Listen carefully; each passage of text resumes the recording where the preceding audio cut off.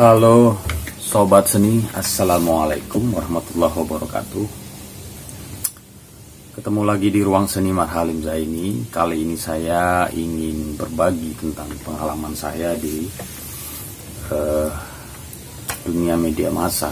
Bagaimana tips-tipsnya untuk menembus media massa, terutama pengalaman saya sebagai penulis dan juga pengalaman saya sebagai redaktur di sejumlah media massa. Dulu sekitar tahun 90-an akhir sampai 2000-an pertengahan, saya sangat rajin mengirimkan tulisan ke media massa. Saat itu saya masih kuliah di Yogyakarta. Media massa saat itu menjadi ruang yang paling menggairahkan bagi para sastrawan karena sangat banyak dan hampir semua media massa di Indonesia menyediakan ruang bagi tulisan-tulisan sastra, dan setiap media massa hampir menyediakan honor untuk tulisan-tulisan itu.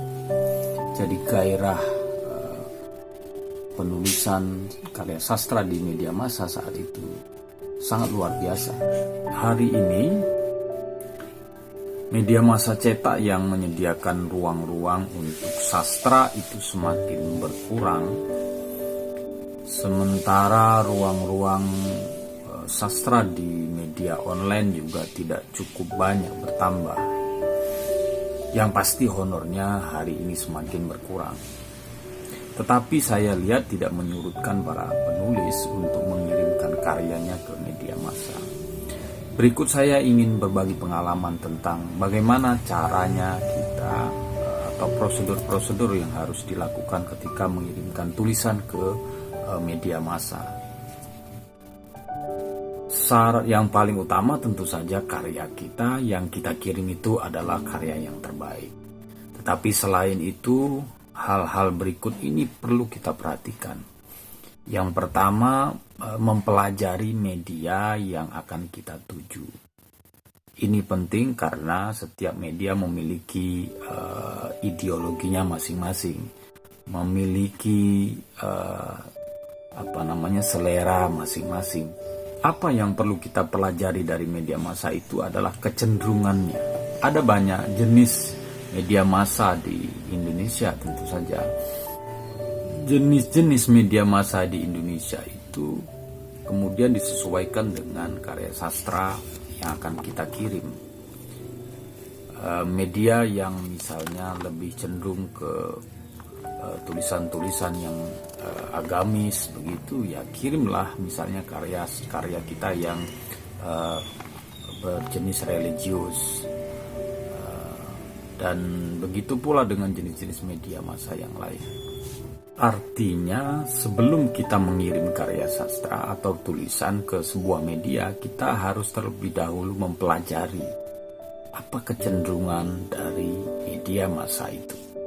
Seringkali kita mungkin mengirim tulisan ke media yang tidak cocok dengan tulisan kita. Setelah itu, persiapkan karya Anda dengan baik. Persiapkan karya yang akan dikirim itu. Karya yang tidak hanya kita mempersiapkan karya-karya yang terbaik, tetapi juga soal-soal teknis. Misalnya berapa halaman media itu bisa memuat karya sastra. Kadang kita mengirimkan karya yang panjang, sementara ruang yang disediakan oleh media itu hanya misalnya 2-3 halaman kalau itu cerpen. Puisi juga begitu, dan juga tulisan-tulisan yang lain. Jadi persiapkan betul karya yang kita kirim itu sesuai dengan kecenderungan media tujuan. Setelah itu, catat alamat email media massa itu dengan benar. Karena hari ini semua pengiriman tulisan itu melalui email. Berbeda sekali dengan di zaman-zaman saya dulu tahun 90, tahun 2000-an itu mengirimnya melalui pos dan prosesnya sangat lama. Tapi hari ini itu sangat mudah. Melalui email, maka catatlah alamat email itu dengan benar sehingga karya yang kita kirim itu betul-betul sampai ke meja redaktur.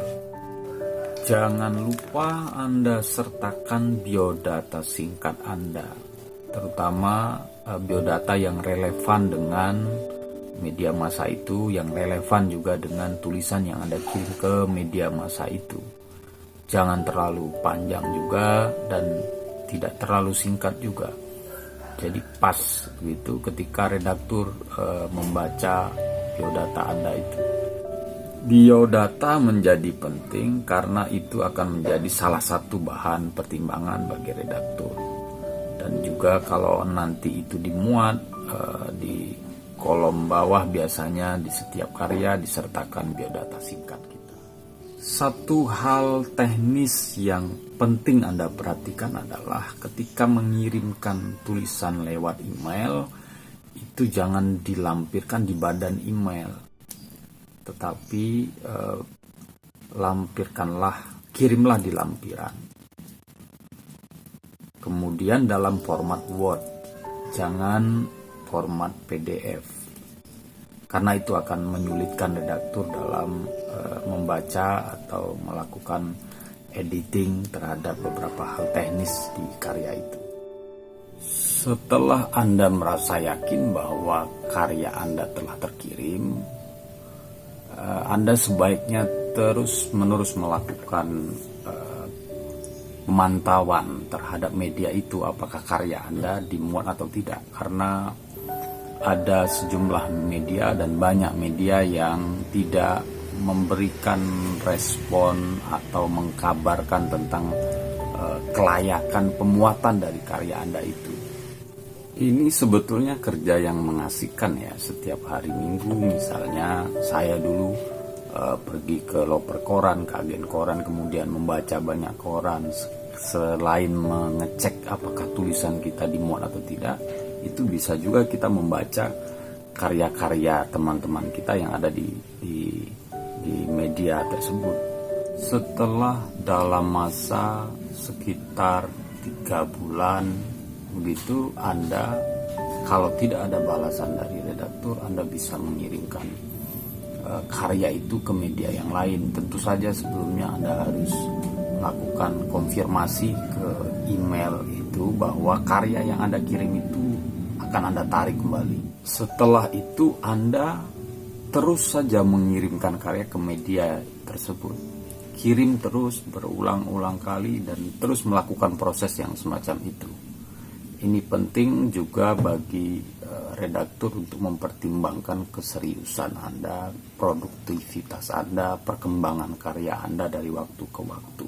Intinya adalah Anda harus bersabar dan tidak pantang menyerah dan terus-menerus melakukan pengiriman karya ke banyak media di Indonesia ini, dan karya yang tidak dimuat di media yang lain Anda bisa kirim ke media yang lain lagi.